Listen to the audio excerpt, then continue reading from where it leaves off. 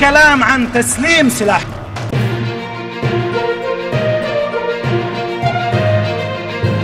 2006 সালের পর প্রথমবারের মতো লেবাননের রাজধানী বৈরুতে মধ্য অঞ্চলে হামলা চালিয়েছে ইসরায়েলি সামরিক বাহিনী। সোমবার সকালে এই হামলা কয়েক ঘন্টা আগে তারা ইয়েমেনের সশস্ত্র গোষ্ঠী হুতিদের লক্ষ্য করে বিমান হামলা চালায়।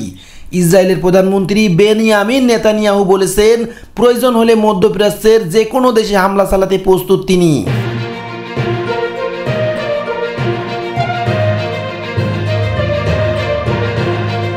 বৈরুতে মধ্য অঞ্চলে ইসরায়েলি হামলার popular front of the liberation of ফিলিস্তিনের PFLP 3 জ্যেষ্ঠ নেতা নিহত হয়েছেন। সংগঠনটি গত শতকে 70 দশকে উড়োজাহাজ ছিনতাইয়ের বেশ কয়েকটি ঘটনার সঙ্গে জড়িত ছিল।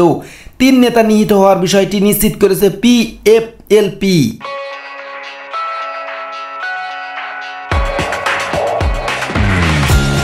গত বছর গাজা যুদ্ধ শুরুর পর থেকে হামাসের সমর্থনে ইসরায়েলে হামলা চালিয়ে যাচ্ছে লেবাননের সশস্ত্র গোষ্ঠী হিজবুল্লাহ। তাদের লক্ষ্য করে পাল্টা হামলা চালাচ্ছে ইসরায়েলও।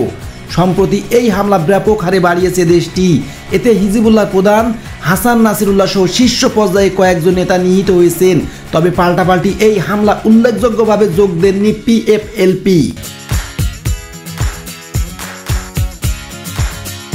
লেবাননের স্বাস্থ্য তথ্য মন্ত্রণালয়ের মতে গত রবিবার ইসরায়েলি হামলায় আরও 105 জন নিহত ও 359 জন আহত হয়েছেন। 2 সপ্তাহে দেশটিতে এই নিয়ে ইসরায়েলি হামলায় 1000-এর বেশি মানুষ নিহত ও 6000 আহত হয়েছেন।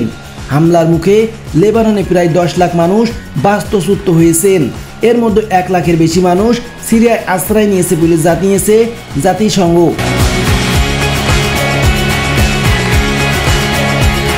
এদিকে এক বক্তৃতায় বেনিয়ামিন নেতানিয়াহু ইরানের নেতৃত্বে প্রতি সরাসরি হুমকি দিয়েছেন। ইরানের জনগণের উদ্দেশ্য করে তিনি বলেছেন, ইসরায়েল নিজেদের নিরাপত্তা ঝুঁকি মনে করলেও এই অঞ্চলটি যে কোনো দেশে হামলা চালাতে প্রস্তুত।